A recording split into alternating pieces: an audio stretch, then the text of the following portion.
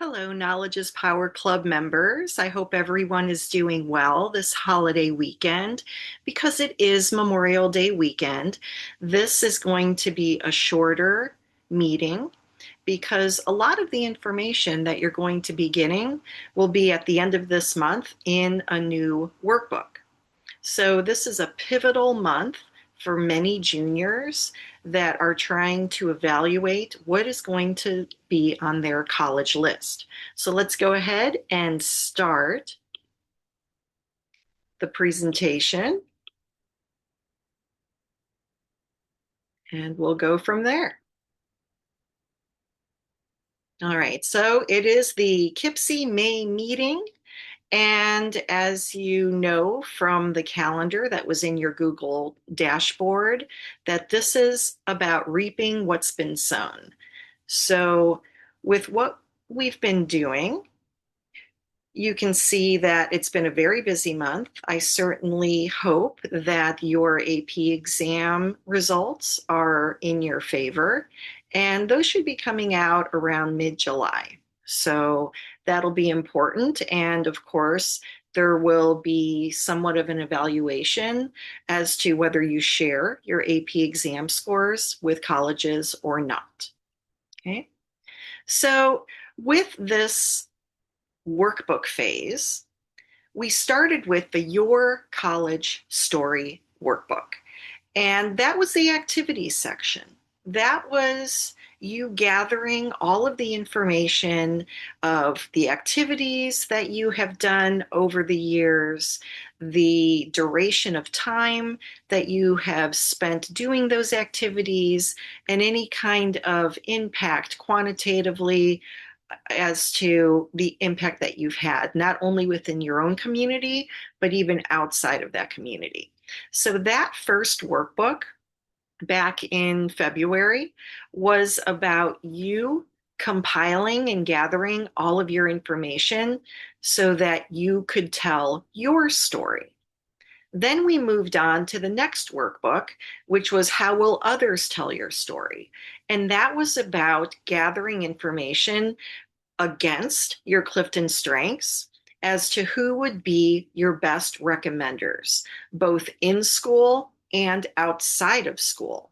And as you know, there were several templates of verbiage to go to those recommenders so that you can precisely pinpoint what those recommenders should be saying about you in their recommendation letters.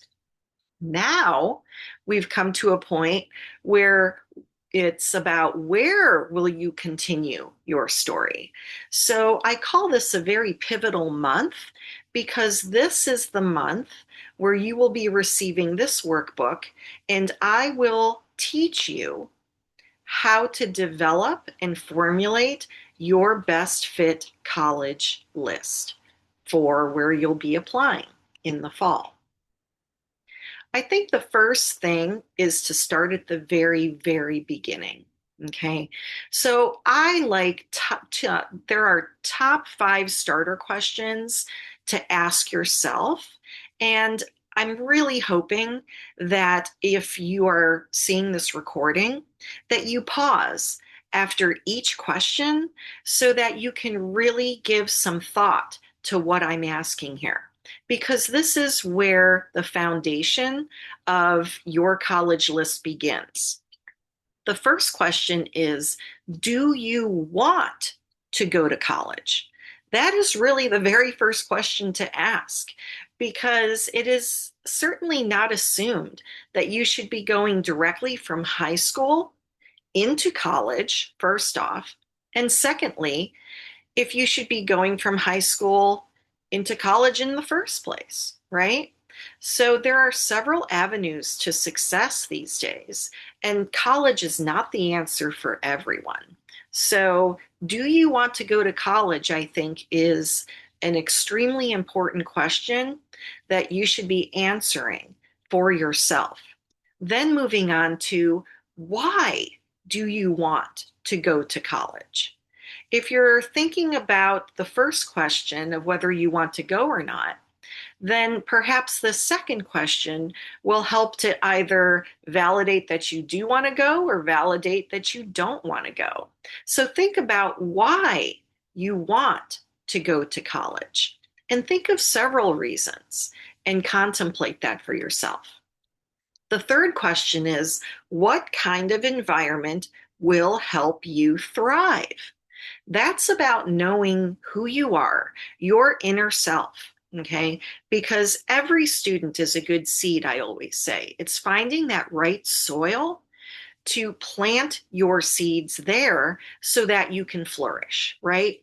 Not every plant seed in the plant kingdom does well in every single type of soil. You're the same way. So aligning yourself with a college environment that will support you, that will make sure that you're successful is critical to your success. But where do you start if you don't know who you are to then find a good matching environment where you will thrive? We're going to talk about that. The fourth question is, what do you want college to prepare you for? So some of you may be thinking, oh, this is a career question. Not necessarily. It could be just an interests question, or it could be an introspection question. Not everyone attends college to advance in a career or to delve deeper into what interests them professionally. Many people enter college just for personal growth experience. So, either way, I think that you need to really set aside some time to think about, what do you want college to prepare you for? What are you expecting college to do for you? What's going to be that exchange? And talking about the exchange, the biggest exchange that you do, including your time at college, is what can you pay for college? This is extremely critical these days, okay? There is upwards, when you think of tuition and room and board and fees, right? We're up to $97,000 a year at many elite colleges, and many of those highly selective colleges do not offer merit scholarship unless you are need based. Okay, so this is going to be something that I think today has real relevance. And when you come to this question, what can you pay for college? This is a family discussion. Okay, parents, if you're watching this, you need to sit down with your student and say, listen, this is what we know as far as costs. This is what we can provide for you. Let's talk about how we either make up the difference or we change expectations in anticipation of where you're going to be applying. Okay. The last thing, honestly, the last thing that you want to put yourself in the position of is to not know that that particular college that you applied to is $97,000 a year. They do not give merit scholarships just based on merit. Here you are, perhaps valedictorian of your school, and you're thinking, oh, I'm going to get a scholarship. Not the case at several highly selective colleges, because anyone admitted into many of those are already merited. So how do you decide? None of the Ivies provide merit scholarships strictly based on merit, and there are several other institutions not in the Ivy League that are the same way. Northwestern, for instance, University of Michigan, um, Carnegie Mellon, right? Those particular institutions are not going to be giving you any money to help you pay for your time there. So the last thing you want is to spend the time, the exhausting time of what those applications require of you from an essay standpoint. Invest that time into it, and then perhaps you do get admitted, to just hear, oh, I'm sorry, there is no scholarship for you.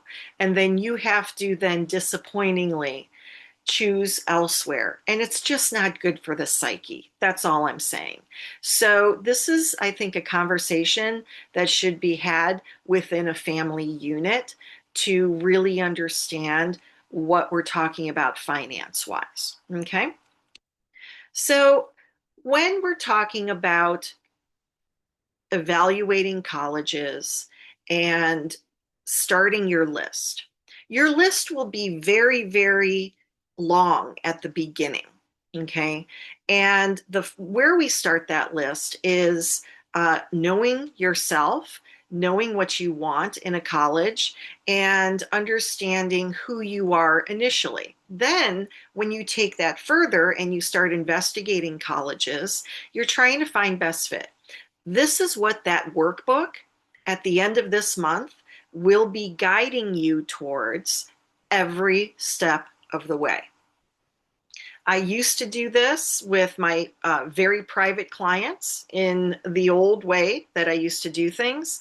And I would spend 20 to 30 hours, one, knowing them initially from a personal profile report. It was like a 30-page report that I would share with the student and their family. And then that would lead into a best fit report. That best fit report, now that you are in this Knowledge is Power Club, I'm sharing with you how to develop that list on your own. Okay, that's what this workbook is going to guide you towards. And again, I'm always available in Slack, or you can make a meeting with me if you want further instruction and perhaps even to go over the list that you have created initially. But where you want to start is a very, very big list. So if you think of a funnel, that funnel is widest at the very, very top. And then as you become more savvy, as perhaps you go and do some college visits, right? And you get to really know yourself within the confines of the list that you have developed, then what's happening is that list is going to funnel down, funnel down, funnel down. Now, my rule is the rule of 7. So, what I mean by that is at the very minimum, maybe you're really good at funneling down, okay? But your college list should be no less than 7 schools on your list. And those will comprise of 2 reaches, 3 50-50 schools, and 2 probable or safety schools. Okay. And these are pretty much the official tiers of how colleges out there are categorized. Okay. And you've got at the very, very tippy top the most competitive colleges. Okay. Then you've got the highly competitive, the very competitive, competitive, less competitive. And then we've got those outliers that are either non-competitive, like a Tri-C, for instance, a community college, which nothing's wrong with that, or those special universities that don't really get categorized into being traditional colleges. For instance, Berklee College of Music or Juilliard, right? Or perhaps an art school out there, okay? Still very elite to get into, right? But really cannot be compared to your traditional college route, okay? And so here's your question. The question will be for you as you begin to go through. It's not, this workbook is not only going to guide you on what should be your ideal college list regarding best fit for you, it's also going to take you to, okay, now that you have your list, how do you know if it's a reach 50-50 or a probable safety school, right? So what's going to happen is you're going to draw a line somewhere on this pyramid as to what are going to be your reach 50-50 and probable, okay? Maybe your reach, all right, doesn't start at most competitive, okay? Maybe your reach school is going to be in the very competitive tier, okay? When that is going to be, when those schools in that category become your reach, then that's where your line is drawn, okay? And competitive becomes your 50-50 and less competitive becomes your probable, right? But if your reach is at most competitive, okay, then your 50-50 becomes highly competitive and your probables become very competitive and below, okay?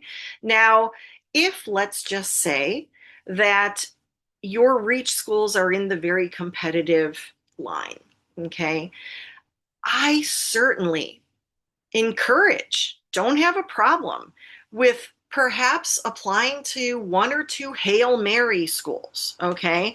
No one is giving you that ceiling that your reach school is in the very competitive row, okay? You can go and do that Hail Mary into a highly competitive or even most competitive category, okay? Because I certainly cannot tell you what those institutional priorities are for that particular college in that particular year. No one can unless they are sitting in that meeting with the admissions people and the board of the college, and they're saying, okay, here's what we're looking for this year in applicants for admissions. Okay. So no one can tell you that unless you are at the table. So if you want a couple Hail Marys, I say go for it, okay? Because you never know whether what you have fits exactly who they're looking for in this particular year, okay? So this is going to really become very um, understandable once you get into the workbook that will be given to you in your Google KIPC dashboard at the end of this month. Okay, so what are you going to be using in understanding what colleges are even out there for you? Okay, well, personally, where we begin is US News and World Report's college ranking. Okay, that is the gold standard for ranking colleges. What you need to understand is that it is kind of a political game. Okay, so what I'm really trying to have you understand is that I don't want you to be all about the rankings, okay? And you have to understand that it is a game played by colleges so that they can ease their way up the ladder of ranking. But that doesn't mean that a number one school on the best fit colleges report at US News and World Report is going to be number one for you. This is why I always keep coming back to best fit colleges, knowing what environment you're going to thrive in. Okay, because that is where you will find the success. And if you took away the prestige or the reputation of that school, would you still be going to that school? That's a really important question to ask yourself. Okay, so when it comes to the others like Forbes, Princeton Review, Niche, okay, those are especially Niche. That is more of an opinion of one person's experience at that college. Included in that are TikTok videos about a student, one particular student's experience at a particular college. Okay. It's one person. You are not that person. Okay. You may be similar to that person, but you do not know that person. In addition to that, YouTube videos, right? A day in the life of my campus life at USC, right? That would be my experience that I am sharing with the world on YouTube. That doesn't necessarily mean it's going to be your experience. Okay. So the two, I believe, most important resources that you can have when starting to think about your list is the US News and World Report's ranking, even though, again, take it with a grain of salt, but what else are you going to use? You have to use something, right? The only other warning that I would give on the rankings for best colleges at US News and World Report is when you start to get into the nuanced ranking. Okay, so you have an overall ranking. Okay, and by the way, and this will be in the workbook as well, you have to understand that there are several buckets for each ranking. You have the national universities, you have the liberal arts colleges as another ranking in and of itself, and then you've got the regional rankings as well. Okay, so those are three different buckets that US News uses for college rankings overall. But then you've got another layer, right? And another layer of that is programming rankings. Okay. How's that college in business? How's that college in pre med? How's that college in marketing, finance, right? Communications. So when you start to dig deeper, even at US News and World Report, if you click on the rankings tab, you'll see the rankings of the other areas that they've been evaluated on. Okay. So this is important as well, because let's just say that you are an engineering major wannabe. Okay. Purdue University does not, I mean, yes, it's a great school overall, but it doesn't rank, really high in universities in national university category. However, when you rank it in the engineering realm, it's number 8 in the country. Okay. The same with, for instance, Indiana University. If you're looking at Kelley School of Business, all right, Indiana University is not going to be a top 10 national university in the rankings, even though it is a really great school. However, you're not going to find them in the top 10. But you know what you will find from Indiana University in the top 10? Their marketing program through Kelley School of Business. That is number 4 in the country. Okay, so as we start to remove layers, okay, this is when it really becomes obvious as to what is going to be best for you, even when it comes to evaluating based on program offerings. Okay. The only warning that I have is if you are looking into business, for instance, if you are evaluating schools regarding business schools, what I would suggest is to just take US News and World Report's ranking on business programs. You can see the ranking, you can acknowledge the ranking, but there is another source when it comes to undergraduate business programs that is a much better, more quantifiable, more reliable source, and that is Poets and Quants. Again, this will be in the workbook, okay, as it's guiding you to do your research on all of this. All right. Poets and Quants, they only rate schools based on business. Make sure you're looking at the undergraduate business school rankings, and you will notice that on several occasions, Poets and Quants does not agree with US News and World Report's rankings on business programs. So there are several reasons why Poets and Quants is a better resource. And that is my warning to all of you who are looking at business schools. Okay. All right. So where do we start? Where do we go from here? All right. What you need to do, and please, this is where this is all going to begin. Okay. This is all going to begin on the homepage at www.collegedriven.com. There are 2 quizzes that, if you have not done so already, you need to take. The first one is the Best Fit College Traits for Me quiz. And the next one is the Ideal College Setting for Me quiz.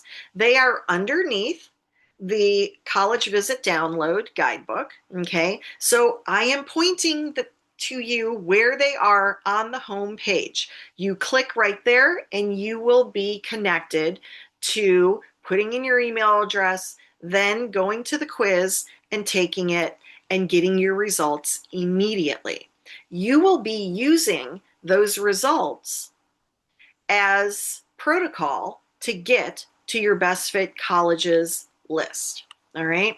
So when we're talking about that best fit college traits for me quiz, okay, this is what you're going to get out of it. All right.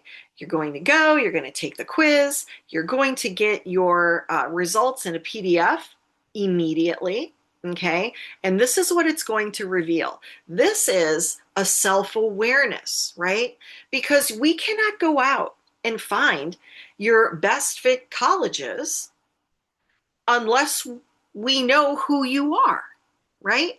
On a personal level in several different categories. So this quiz is going to tell you, okay, and please be honest with the quiz. You will not get good results if you are not completely honest while taking this quiz, all right?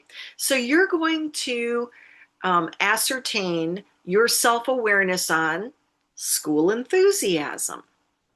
Are you a participant learner? Do you have an affection for knowledge? Okay. And if you do, where are you on the spectrum with all of these points? Where are you in independence currently, today? What is your career orientation today? Do you have social conscience? And if so, where are you in depth of that subject? Do you have a self-understanding? Where are you on desiring academic social balance? What are you willing to give up if that balance is not in equilibrium? And of course, your eagerness for college. So every single one of these points is what you're going to be evaluated on in this quiz. And there isn't a right or wrong. There isn't a good results or bad results. That's not what this is about. This is about taking your answers and evaluating where you are on the scale, okay, for each of these. Because this is going to help determine that element of best fit college traits for you, because this is where the alignment starts to come into play. But if you don't know this about yourself, right, then you can't go out seeking your best fit college if you don't know what traits to look for in that college. So we first have to start with this foundational quiz, okay? The second foundational quiz is what your ideal college setting is, okay? This is going to be what your environment matchup is, all right? And that environment matchup, once again, homepage, okay? You saw where that next quiz is. You will get your results right away, and it will determine whether your ideal college setting, your environment, where that college is located, that demographic, is it suburban? Is it an urban city environment? Or is it a rural environment? Okay, so this is now taking who you are, aligning it with a college that can support who you are, but then also putting you in an environment that can support all of it. And there where you can be comfortable and you can have all the success that you can gain because you are in your ideal college setting. Okay? So where do we go from here? Like I said, this workbook will be in your Google dashboard for the Knowledge is Power Club dashboard in Google. Okay, so that will be the next PDF. As I know I sound like a broken record, but if you want it to be fillable, you must open it using Adobe Acrobat. Okay, and so this will walk you through not only what the results are going and how they're going to be used to formulate your college list. But we are using all three resources that you're going to have available to you. We're going to be using your Clifton Strengths. We're going to be using the results for your self-awareness quiz, right? For college traits. We're going to be using your ideal environment results. And all of this will come together so that we can get to your best fit college list. And from there, going beyond that, when you look at your best fit college list, okay, how are we going to categorize each of those colleges to what are your reaches, what are your 50/50s, and what are your probable safety schools? Okay, so that is what this whole next workbook is about. We do have from our calendar the college tours webinar event, right? This is the natural next step now, guys. All right. Once you have your college list and you know the reaches and the 50/50s and the probables, okay, I'm also going to then have you investigate demonstrated interest schools. And when it comes to demonstrated interest, okay, you want to go and visit those schools, all right, as best you can.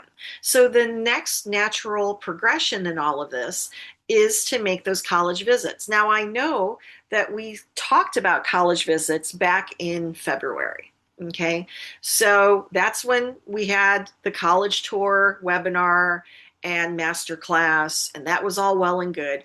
I am repeating it at the end of this month, all right, it's because you do have summer coming up. Is it the most ideal thing to go to an empty campus that doesn't have everybody on board going to classes? No, it's not, right? You want to feel the energy when school is in session, but you've got to start somewhere. And you might as well use this summer to start visiting colleges, okay? So again, if you haven't already, it is in your dashboard for Knowledge is Power Club in Google, but you can also go to collegedriven.com and download the Ultimate College Visit, and there you will find all the information that you need to make that visit worthwhile, and to also have resources and charting to make sure that you are recording all of your experiences as you take all of these tours. Okay, so if you have not, or if you want to join again, okay, because you are Knowledge is Power Club members, the free code to sign up for that masterclass is summer visit, all one word, all caps. Okay, and that'll be happening next Sunday at 6 o'clock. All right. And so, like I said, this is a repetition of a masterclass, but because we are headed into summer, it would be an extremely great idea if you really understand how to make the time that you're going to invest in a tour worthwhile for you, and then also ultimately help you if you're going to be applying to that college. All right. Okay, so this brings us, juniors, to the end of your membership for the Knowledge is Power Club. Yes, you will still get the workbook at the end of this week, at the end of this month even, too, right? Same thing. But you will also still have at least one more month in the Slack community, because I do want to make sure that as you're going through the workbook to generate your best fit colleges list, that I'm there for you with any questions, right, that you may have. Or if you want to share with me, right, your best fit colleges list, I can't help myself. I will look at that list and probably say, did you think about this one? How about this one? Right? So I'll probably be adding to your best fit college list. So I want to make sure that I'm available to you for that. But as far as your membership is concerned, going forward, this is it, because guess what? You're now seniors. You are now seniors, okay? The moment that you left high school as a junior, you are a senior. So Knowledge is Power Club is only for underclassmen. So congratulations that now you're a senior. But you might be wondering what's next. Where do I go from here? Okay. I have all this knowledge, but I don't want to be left like an island all by myself out there. Where's the support there? Okay. So I have several senior programming options, okay, at several various price points.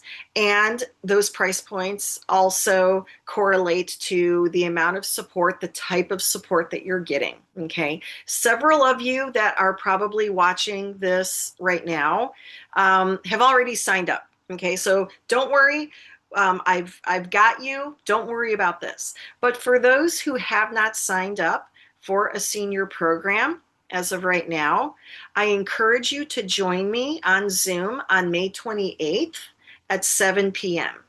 That is when I am going to be describing the various senior programming options.